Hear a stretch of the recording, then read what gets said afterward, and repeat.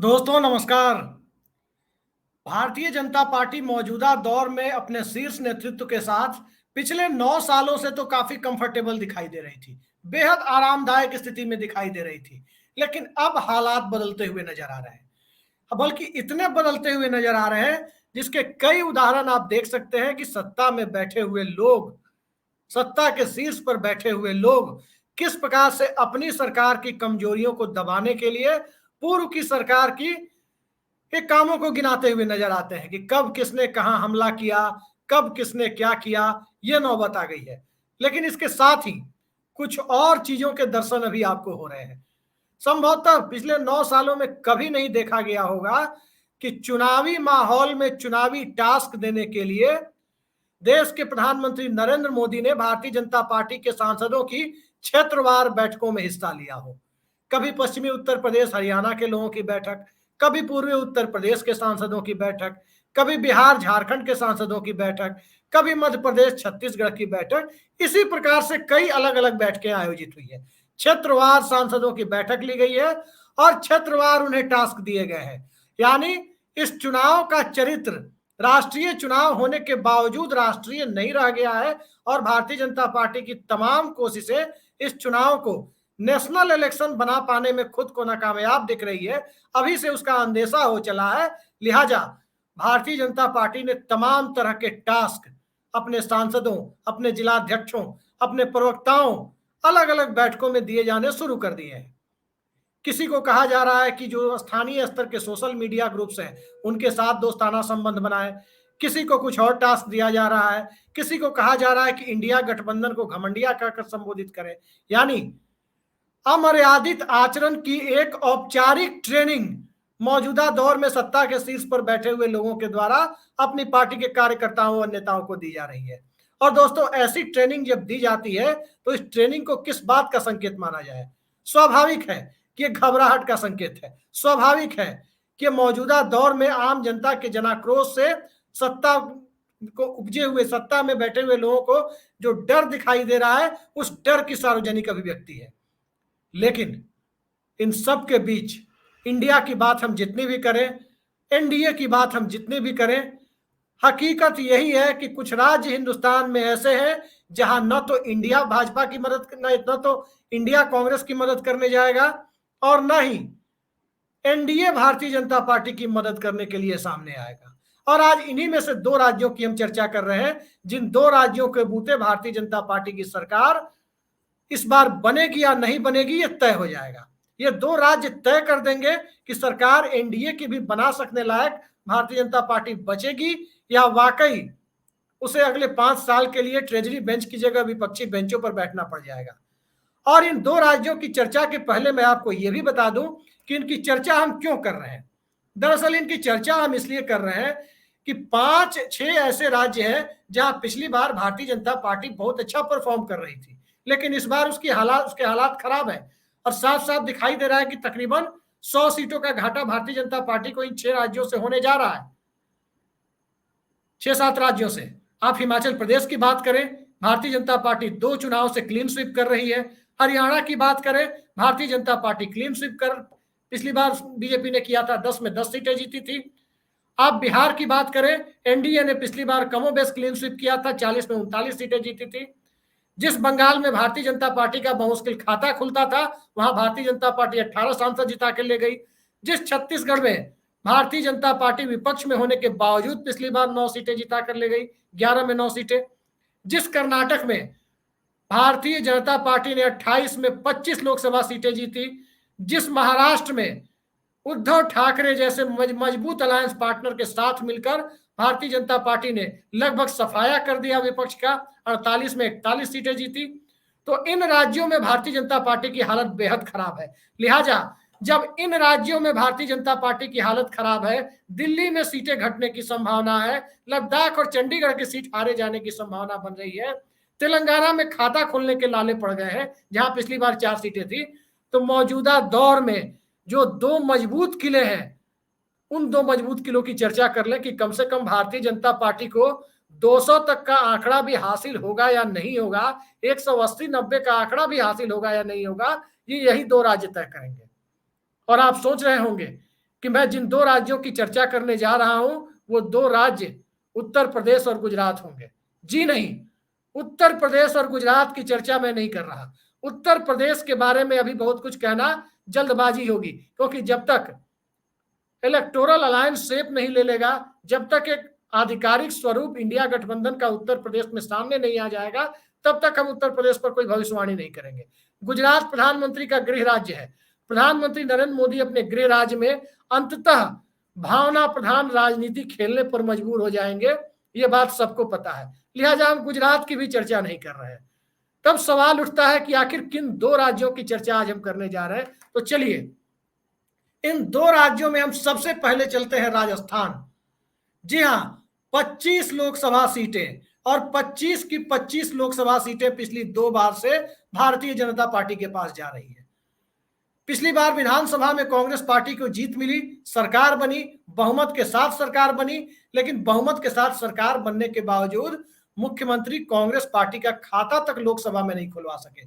महज 4 महीने बाद लोकसभा का चुनाव हुआ था, लेकिन राजस्थान की सत्तारूढ़ कांग्रेस पार्टी 2019 में कांग्रेस का खाता खुलवा पाने में नाकाम रही थी। खुद मुख्यमंत्री अशोक गहलोत अपने बेटे वैभव गहलोत को भी चुनाव नहीं जिता पाए थे।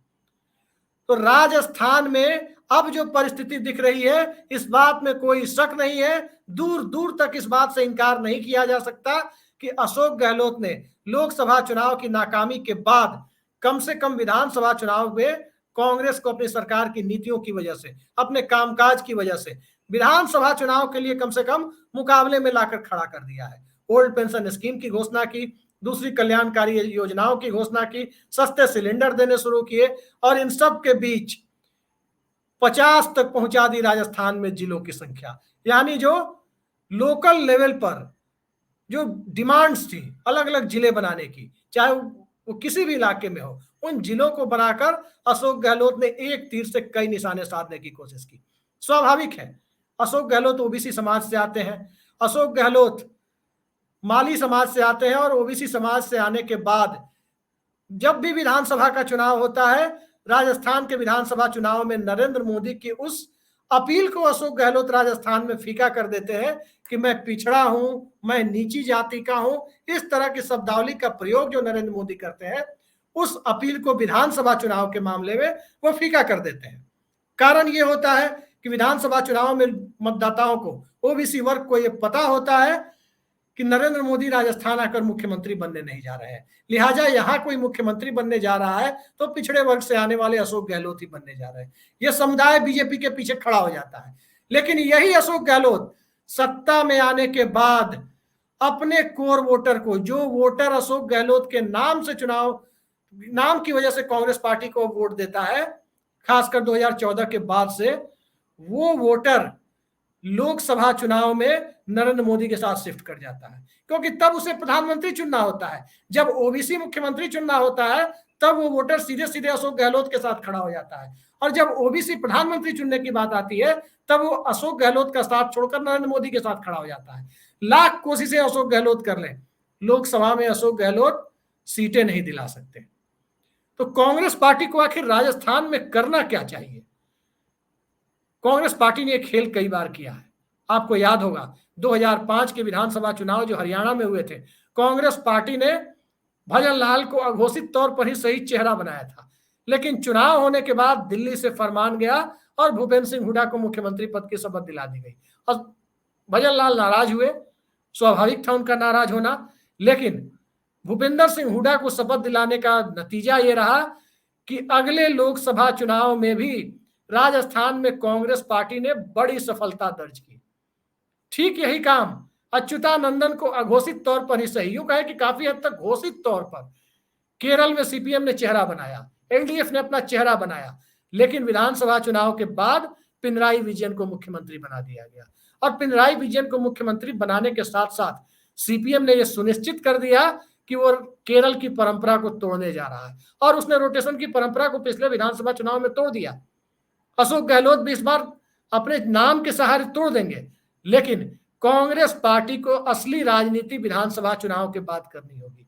यह सही है कि ओल्ड पेंशन स्कीम मिलने के बाद नजदीकी मुकाबले वाली सीटों पर सरकारी कर्मचारियों का रोल बढ़ गया है और स्वाभाविक है कि उनकी सहानुभूति कांग्रेस पार्टी के साथ होगी। इलेक्शन ड्यूटी में लगे हुए कर्मचारियों की सहानुभूति, जिन्हें ओल्ड पेंशन स्कीम मिली है और इस बात का डर है कि भाजपा यदि सत्ता में आई तो ओल्ड पेंशन स्कीम के फैसले को वापस भी ले सकती है, लिहाजा वो कांग्रेस पार्टी के साथ खड़े रहेंगे और जितना वो कर सकते हैं, उनके घर परिवार के वोट हैं और कुछ और बातें हैं जो हमारे दर्शक समझते हैं कि सरकारी ड्यूटी में, इलेक्शन ड्यूटी में लगे हुए कर्मचारियों की क्या भूमिका होती है, तो वो करेंगे।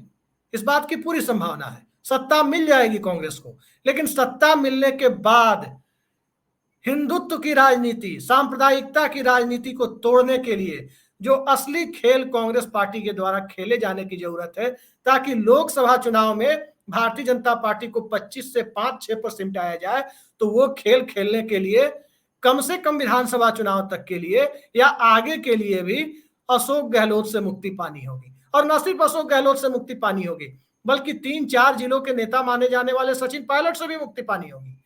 और खुलकर राजस्थान में, यूं कहें कि राजस्थान में कांग्रेस पार्टी को अपने अंदर एक लालू यादव और एक मुलायम सिंह यादव पैदा करना होगा, यानी सबसे बड़ी जनसंख्या वाले समुदाय से मुख्यमंत्री लाना होगा। राजस्थान के परिप्रेक्ष्य में कहें तो सबसे बड़ी जनसंख्या वाली आबादी जाट आबादी है। तो कांग्रेस पार्टी को चुनाव के बाद यदि जाट मुख्यमंत्री और मीणा उप मुख्यमंत्री के खेल को खेलने पर यदि कांग्रेस पार्टी उतर गई, तो राजस्थान में भारतीय जनता पार्टी के लिए 25 में 5 सीटें निकालनी भी मुश्किल हो सकती है। तो असल खेल राजस्थान में चुनाव के पहले नहीं, चुनाव के बाद है। अब राजस्थान में कांग्रेस पार्टी ने यदि फिर उसी घिसे पिटे लकीर की तरह कि चुनाव जिताकर अशोक गहलोत लाए हैं, लिहाजा लोकसभा भी यही जिता देंगे, इन्हें ही मुख्यमंत्री पद पर कंटिन्यू रहने दिया जाए, तो ये पांव पे कुल्हाड़ी मारने जैसा होगा और 2019 जैसे नतीजे की पुनरावृत्ति के लिए भी कांग्रेस पार्टी को तैयार रहना होगा। अब बात करते हैं दूसरे राज्य। जी हां, मध्य प्रदेश की बात अब करते हैं। 29 लोकसभा सीटें और 14 और 19 के चुनावी नतीजे की बात करें तो क्रमशः 27 और 28 सीटें भारतीय जनता पार्टी ने हासिल की। और मध्य प्रदेश में इन 27 और 28 सीटों ने, और मध्य प्रदेश और राजस्थान को मिलाकर यदि 2014 की बात करें तो 52 सीटें, 54 सीटों में 52 सीटें और 2019 में 54 में 53 सीटें जो भारतीय जनता पार्टी ने जीती, उसने नई दिल्ली में भाजपा की सरकार बनाने में बड़ी भूमिका निभाई।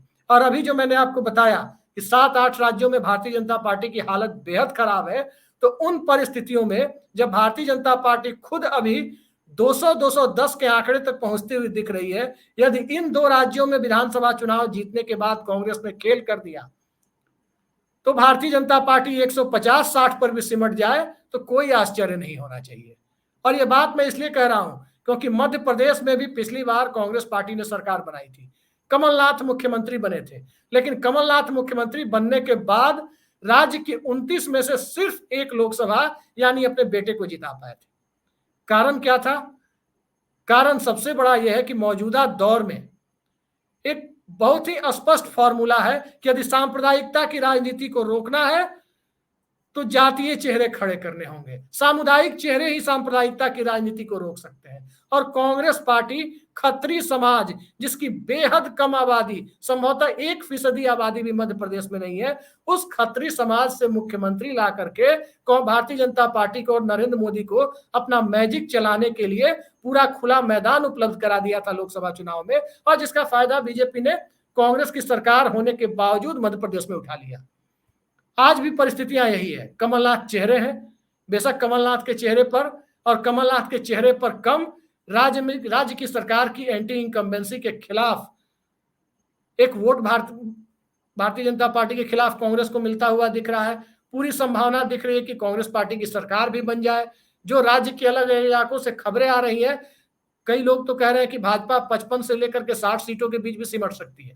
खैर, सरकार बनाने के लिए 230 सदस्यों की विधानसभा में 116 की जरूरत होती है और 140 के ऊपर कांग्रेस आमतौर पर राजनीतिक विश्लेषकों को 140 से 160 के बीच में दिखाई दे रही है। अभी सरकार बन जाएगी कांग्रेस की, जैसा बताया जा रहा है। लेकिन सरकार बनने के बाद यदि फिर एक बार कमलनाथ मुख्यमंत्री बन गए तो कोई आश्चर्य नहीं होना चाहिए कि फिर 29 में 25 से 28 के बीच सीटें भारतीय जनता पार्टी की झोली में चली जाए।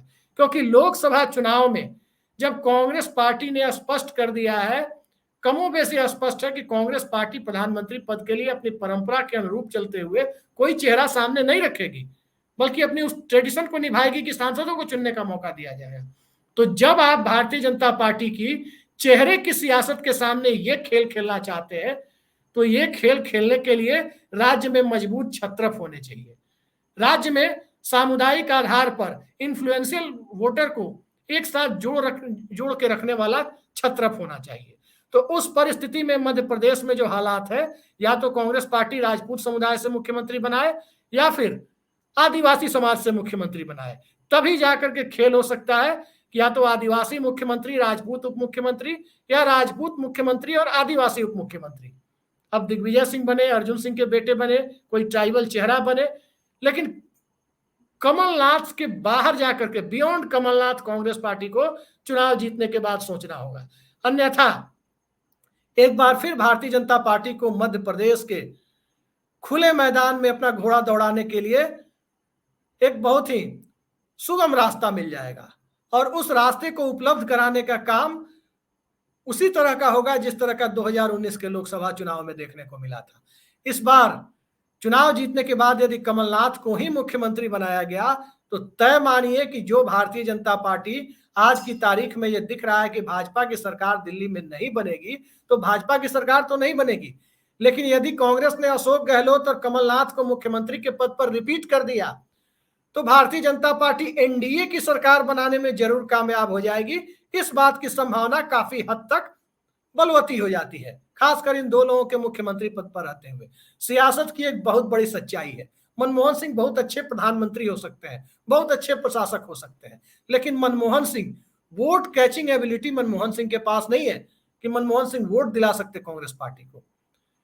ठीक यही स्थिति विधानसभा चुनाव में तो वोट दिला देंगे अशोक गहलोत, लोकसभा चुनाव में जब दिल्ली में अटल आडवाणी का दौर होगा तब वो वोट दिला देंगे, लेकिन जब पिछड़े वर्ग का चेहरा दिल्ली में भारतीय जनता पार्टी सामने रखेगी या रखती है, खासकर 14 और 19 से, वहां अशोक गहलोत की अपील बहुत सीमित हो जाती है।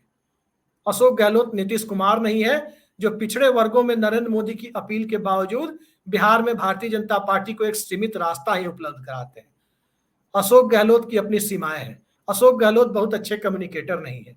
कमलनाथ के साथ परिस्थितियां दूसरी है। कमलनाथ एक ऐसे राज्य में है जहां अल्पसंख्यक वोटों की आबादी, उनका प्रतिशत सिंगल डिजिट में भी काफी कम है। पूरा खेल बहुसंख्यक समाज के बीच खेला जाना है, पूरा खेल हिंदुत्व की सियासत के बीच खेला जाना है।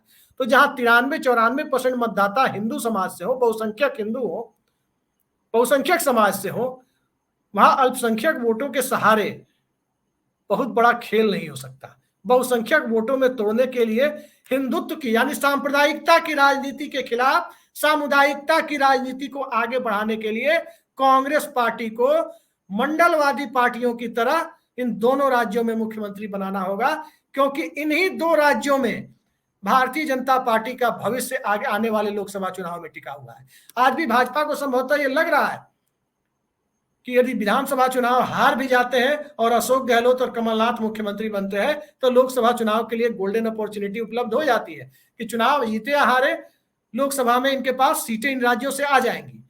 तो इस मामले को, यानी लोकसभा और विधानसभा दोनों चुनाव में जनता को अलग अलग तरह से सोचने पर जो भारतीय जनता पार्टी विवश कर देती है, उस व्यवस्था को भारतीय जनता पार्टी जो कंपल्सन क्रिएट करती है कि लोकसभा में जनता अलग तरीके से सोचे, विधानसभा में अलग तरीके से, खासकर इन दोनों राज्यों में। तो यदि कांग्रेस पार्टी ने जनता की इस व्यवस्था पर, इस तरह से सोचने की व्यवस्था पर ब्रेक लगा दिया, कम्युनल कॉन्शसनेस की जगह कम्युनिटी कॉन्शसनेस डेवलप कर दी, तो भारतीय जनता पार्टी के लिए 150 सीटों पर भी पहुंचना मुश्किल हो सकता है। तो देखते हैं आने वाले वक्त में कांग्रेस पार्टी क्या करती है। वैसे कांग्रेस को गलतियों का पुलिंदा कई लोग कहते हैं, क्योंकि हिस्टोरिक ब्लंडर करती आ रही है। 90 के बाद की सियासत को उत्तर भारत में पहचान नहीं पाई।